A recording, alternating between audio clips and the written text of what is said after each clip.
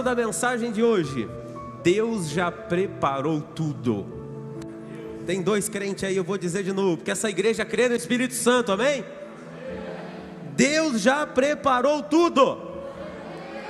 Livro de 1 Coríntios, capítulo 2, versículo 4. Se você puder ficar de pé para a gente ler, eu te agradeço.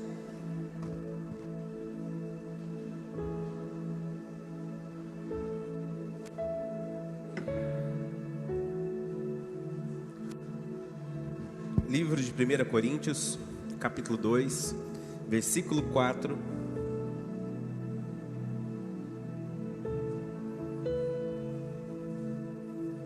Diz assim: minha mensagem e minha pregação foram muito simples. Em vez de usar argumentos persuasivos e astutos, me firmei no poder do Espírito.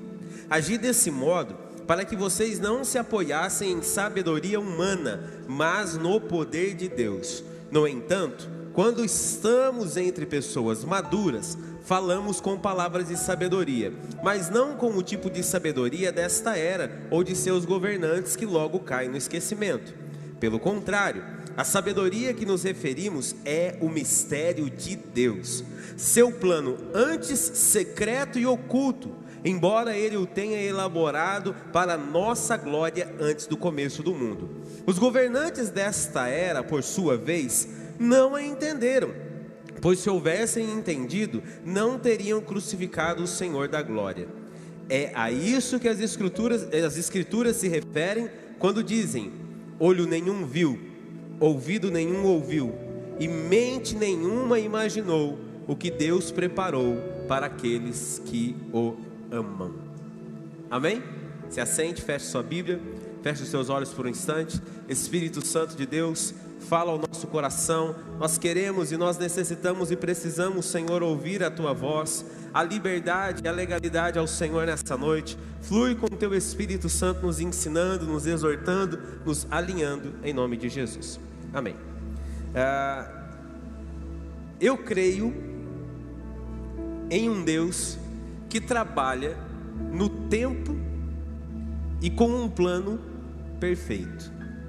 Esses dias a gente estava em casa e o André chegou com uma frase para brincar, mas ele falou uma frase brincando que trouxe um fundo de verdade, que depois eu fiz ele pensar no que ele falou. Ele falou: é verdade.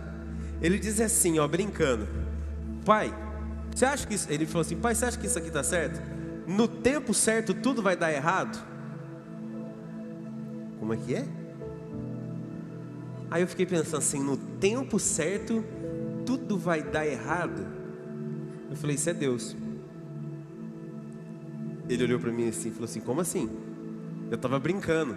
Então pensa comigo, no tempo certo tudo dá errado. Por quê?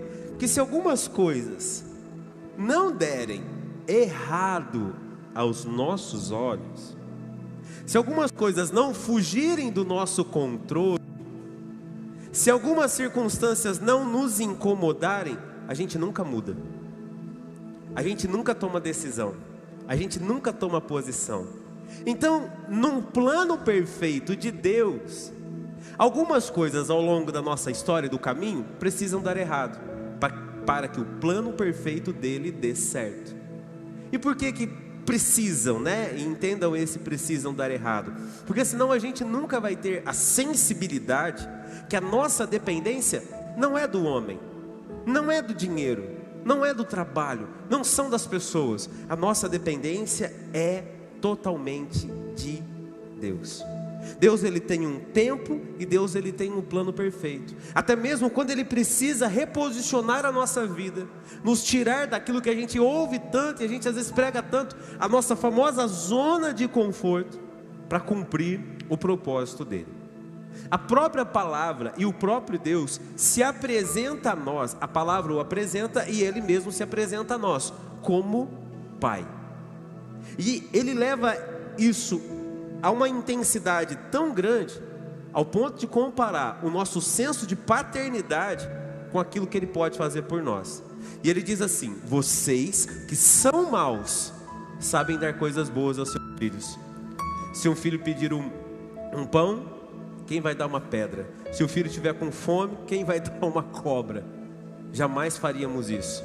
a gente consegue, dentro da nossa pequenez, eu vou colocar dessa maneira, ou às vezes da nossa incompreensão com algumas coisas, proporcionar às pessoas que nós amamos, e principalmente aos nossos filhos, um cuidado que muitas vezes a gente tira de nós para colocar sobre a vida deles. E ele diz assim: vocês que são maus sabem dar boas coisas aos vossos filhos, e o Senhor, então ele se apresenta sobre as nossas vidas como um pai bondoso, como um pai que quer nos ensinar. E qual pai, qual mãe aqui que já não teve que privar o seu filho de alguma coisa para que ele aprendesse? Quantos de nós tivemos que dizer não aos nossos filhos para que eles entendessem valores que normalmente eles não entenderiam? Quantos de nós tivemos que chegar nos nossos filhos e tirar deles e falar: você está de castigo, porque você foi desobediente? Nessa geração tecnológica, qual pai e mãe que nunca ameaçou quebrar o celular do filho? Se você nunca ameaçou fazer isso, você é um homem santo, uma mulher abençoada. Porque eu já ameacei, confesso. Eu falei: eu vou moer esse celular, não vai ter nem como. Aí eu não sei fazer isso porque ele mesmo quebrou o celular dele, né? E conseguiu quebrar o tablet. Eu estou torcendo para parar, mas, né? Não vai arrumar.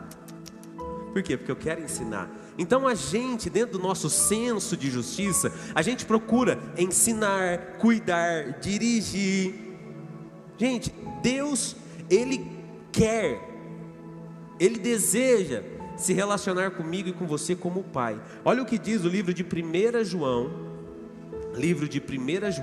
capítulo 3, versículo 1. 1 João 3:1. Diz assim esse texto. Deu certo? Senão eu leio aqui. Aí. Vejam como é grande o amor do... Não, gente, vamos lá. Participação, pelo amor de Deus, hein? Misericredo. Vamos lá. Vejam como é grande o amor do... Por quem? Por nós. Pois Ele nos chama de filhos, o que de fato somos. Mas quem pertence a este mundo não reconhece que somos filhos de Deus, porque não o conhece. Deixa aqui um pouquinho. Olha que interessante. Diz aqui: vejam como é grande o amor do Pai. Aqui eles estão tudo trabalhando em caixa alta aqui nas letras, na projeção. Mas na palavra, quando você vai para a palavra, para ter uma expressão verbal mais correta, você vai ver exatamente que coloca assim, ó: vede como grande é o amor do Pai, com um P bem maiúsculo assim, para mostrar que não se trata de um pai terreno, mas que se trata de um Pai celestial. Como é gostoso para aqueles que ainda têm seus pais poderem chegar e dar um abraço neles. Qual pai que não sente saudade dos seus filhos? Meu sobrinho nasceu essa semana, pastor, e as crianças ficaram segunda, quarta-feira à noite lá em São João. E é uma saudade incrível. A primeira coisa que você quer fazer a hora que você vê é dar um abraço apertado. Então eu vim aqui nessa noite para dizer para você: Deus também tem saudade de você. Deus tem saudade do teu abraço. Deus tem saudade de te ouvir no seu quarto chamando Ele. Deus tem saudade de olhar para você e ver os seus olhinhos brilhando, igual uma criança tem quando o pai investe tempo para brincar com ela. Deus tem saudade que você dê do seu tempo, da sua vida para Ele. Deus tem saudade que Ele seja o primeiro pensamento pela manhã e o último a anoitecer. Deus tem saudade para que você, antes de trazer uma comida à sua boca, pegue naquele prato e fale: Pai, obrigado, porque se eu estou comendo é porque o Senhor está permitindo que eu tenha algo na minha vida. E às vezes a gente se esquece que esse é o tipo de Deus que a gente serve. Não é um Deus distante que fica nos julgando pelas nossas ações ou as nossas atitudes, mas é um Pai que nos quer perto para nos corrigir, nos alinhar, mas principalmente para nos amparar, para cuidar de nós. Quando o texto da palavra de Deus nos ensina: nem olhos viram, nem ouvidos ouviram aquilo que o Senhor tem preparado para os seus. Tem muita gente, eu vou ter que ser muito sincero nisso, totalmente despreparada para pregar, que vai para um sentido simplesmente literal e de prosperidade financeira. Não é sobre isso que a palavra está falando. Quando fala que nem olhos viram, nem ouvidos ouviram aquilo que o Senhor tem preparado para aqueles que Ele amam, Ele está falando sobre um plano de redenção, um plano de salvação, um plano de trazer o homem para perto de si. viver os benefícios, as bênçãos de tudo aquilo que o Senhor Jesus conquistou na cruz é direito nosso? Claro que é. Mas o plano de Cristo nunca se tratou em te fazer rico, te fazer milionário, te fazer próspero, ainda que isso seja uma consequência de todos aqueles que entenderem qual é o plano de fidelidade. O plano primordial é te trazer de volta, é limpar você. Qual pai aqui que não vai pegar um filho que ficou o dia inteiro às vezes brincando na rua, correndo, pulando, e vai pegar ele e vai deixar ele sujo dentro de casa? A primeira coisa que a gente faz como pai, quando o filho vem de uma brincadeira, vem de um parque, vem de uma coisa, o que é a primeira coisa que a gente faz? A gente vai limpar os nossos filhos, para que eles possam ficar bem, se sentir bem em casa. Nenhum pai, nenhuma mãe sã consciência pega o filho sujo, imundo, e coloca para dentro de casa e deixa vivendo a vida ali, vai dormir, vai deitar na cama, vai comer. Não dá. A gente como pai faz isso, a gente vai e limpa, lava, fornece roupa limpa. Entenda que muitas vezes Deus, para ser nosso pai, Ele vai nos pegar e Ele vai nos limpar primeiro. Ele vai lavar as nossas vidas.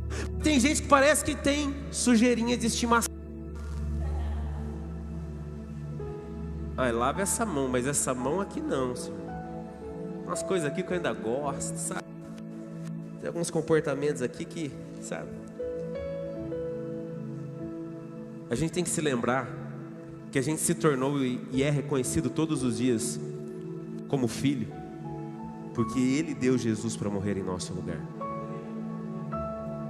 Porque Jesus olhou e disse assim: por você, por ela, por ele, eu dou a minha vida.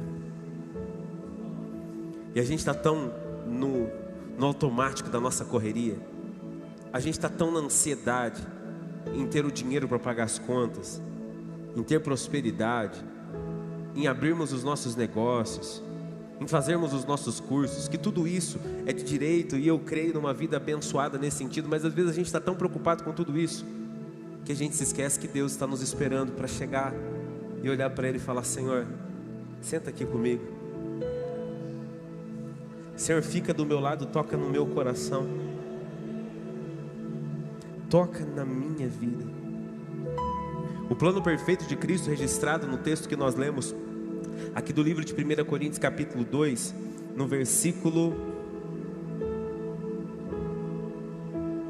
coloca para mim o versículo 6, perdão, versículo 7, o 7, desculpa. Pelo contrário, a sabedoria que nos referimos é o mistério de Deus, seu plano antes secreto e oculto, embora Ele o tenha elaborado para nossa glória antes do começo do mundo. Eu já disse isso aqui, acho que no último dia que eu preguei. Nós lidamos com o tempo, o nosso Deus não. Quando a queda do homem é provocada, o Senhor já tinha um plano perfeito de redenção ao homem, para levá-lo a um lugar de restituição, de restauração. É tão lindo quando a gente vai para a palavra e a gente pensa que Deus vinha no final do dia conversar com o homem. Deus vem porque se importa com o homem. Deus te espera todos os dias para conversar com você através de uma oração, porque Ele se importa com você. Deus vai esperar você todos os dias para que você converse com Ele, porque o plano dele era de redenção. O nosso clamor nos leva a provar do cuidado de Deus. Olha o que diz o livro de Jeremias, capítulo 29, versículo 12, versículos 12, 13 e 14. Isso aqui é Deus falando diretamente com o povo através da boca do profeta. E entenda, apesar de estar no Velho Testamento, e essa palavra ela se dirigir sobre Israel, eu creio que o Deus que eu sirvo é o mesmo Deus, amém? Que me trata com o mesmo amor e o mesmo cuidado. Então presta atenção: naqueles dias, quando vocês clamarem por mim em oração, eu os ouvirei. Se me buscarem de todo o coração, me encontrarão. Serei encontrado por vocês, diz o Senhor. Agora olha o que Deus diz a Israel: E eu creio no mesmo cuidado de Deus sobre a nossa vida, amém, queridos? Deus diz a eles assim: acabarei com o seu exílio e os restaurarei. Eu os reunirei de todas as nações para os quais eu enviei e os trarei de volta para casa, para a sua terra. Sabe o que Deus está dizendo a Israel? Se você me buscar, eu me deixarei ser encontrado por você. E nessa busca, quando você me encontrar, eu vou promover sobre a sua vida cuidado. Eu vou promover sobre a sua vida restituição. Eu vou promover sobre a sua vida libertação. Eu vou mudar a tua história. E ainda que algumas coisas tenham dado errado, algumas coisas tenham fugido do controle, eu os trarei de volta para casa. É como se Deus estivesse dizendo assim: fica tranquilo, porque eu já tenho tudo preparado. Fica tranquilo porque você acha que tudo se perdeu, mas não se perdeu. Fica tranquilo porque na sua ótica parecia ser o fim, mas não na ótica de Deus. Então Ele está dizendo para você: fica tranquilo porque eu já tenho tudo preparado para você. Mas esse cuidado de Deus se revela como? Quando eu busco. Ele está dizendo: eu vou ser achado por você, mas você vai ter que me buscar. Você vai ter que aprender a dobrar o joelho no chão pela manhã e orar e rasgar o teu coração. Você vai ter que aprender a olhar para um filho que às vezes dá problema e olhar para ele e dizer todos os dias: você é a herança bendita que Deus me deu, e eu profetizo vida, alegria e saúde sobre você. Você vai ter que olhar para uma enfermidade que te incomoda e bate em você todos os dias e dizer para ela: eu creio que em Cristo Jesus eu sou curado, porque eu sirvo um Deus que é Pai e que sabe da minha dor e que vai tirar essa dor da minha vida. Eu sirvo um Deus que não deixará faltar nada. Você vai ter que aprender a confiar assim nele.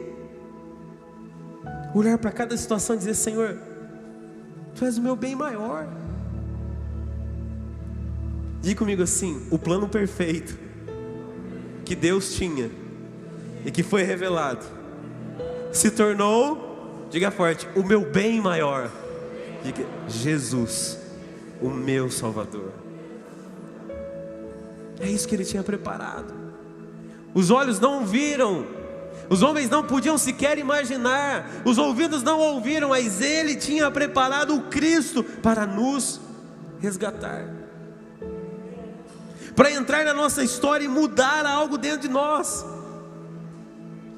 para entrar na nossa vida e liberar ações, eu vou colocar dessa maneira, ou até efeitos benéficos que a cruz traria sobre a nossa vida. Porque foi pelo sacrifício de Cristo na cruz que a gente entendeu e aprendeu o valor do perdão. E como nós precisamos do perdão todos os dias. Como nós precisamos olhar para Ele e dizer: Senhor, eu preciso mais uma vez do Teu perdão. Os homens buscam autojustificação. Sou uma boa pessoa, sou uma pessoa honesta, sou uma pessoa digna. Não tem a ver com aquilo que eu acho que eu sou, com aquilo que você acha que você é. Tem a ver com aquilo que a palavra diz que nós devemos ser. E a palavra diz que nós temos que ser filhos. E a palavra está nos ensinando que a gente deve buscar perdão, porque provavelmente em algum momento a gente vai falhar. No livro de Efésios, capítulo 1, versículo 7, Efésios 1, 7, está escrito assim: Ele é tão rico em graça, que comprou nossa liberdade com o sangue de seu Filho e perdoou os nossos pecados. Você entende isso? Desacelera. Sai dessa bolha de angústia, de preocupação, de medo. Sai desse lugar. Lança a tua vida ao Senhor. Pastor, mas eu preciso fazer o meu papel. Precisa. Mas às vezes o que você precisa é sair da angústia. Sair daquele lugar que você entrou pelo medo que o teu coração tem de não conseguir lidar com as coisas da sua vida.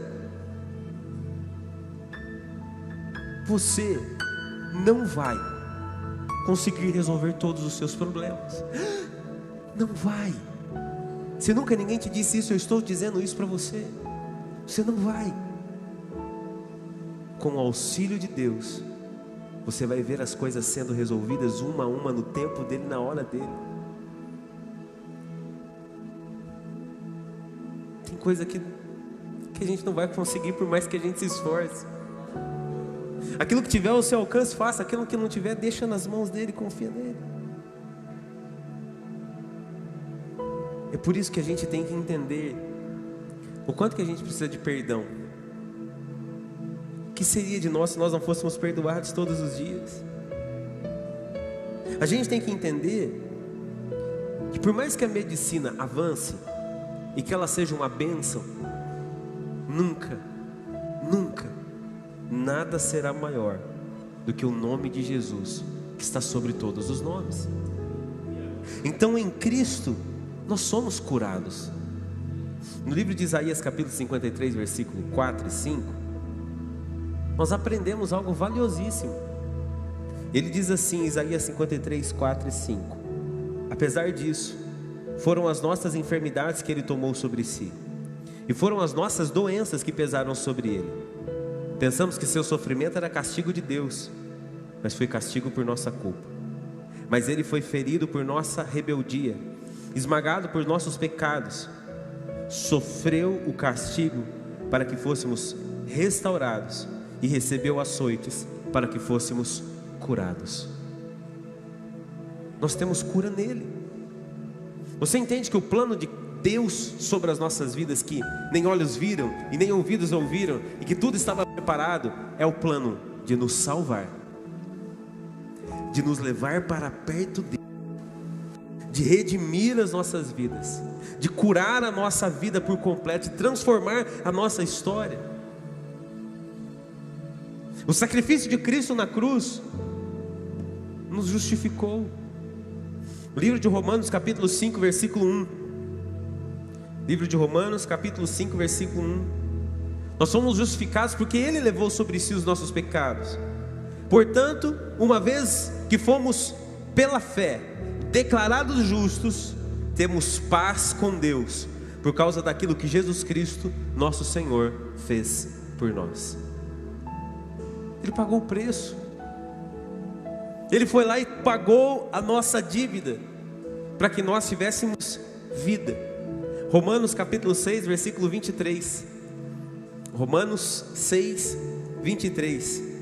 Pois o salário do pecado é a morte, mas a dádiva de Deus é a vida eterna em Cristo Jesus, o nosso Senhor. Vou dizer de novo, Ele tem tudo preparado já. Ele tem vida eterna preparada para você. Ele tem bênçãos reservadas sobre a sua vida. Ele nos libertou para nos abençoar. Olha o que diz o livro de Gálatas capítulo 3, versículo 13. Gálatas 3, 13. Mas Cristo nos resgatou da maldição pronunciada pela lei, tomando sobre si a maldição por nossas ofensas. Pois as Escrituras dizem: maldito todo aquele que é pendurado no madeiro. Ele se fez maldito para que nós nos tornássemos homens e mulheres resgatados, redimidos e abençoados. Nós não podemos nos esquecer desta essência. Nós temos que nos lembrar todos os dias que, ainda que a gente não mereça, Ele nos escolheu para nos amar, para cuidar de nós e nos honrar. Livro de Hebreus capítulo 2, versículo 10. Livro de Hebreus capítulo 2, versículo 10.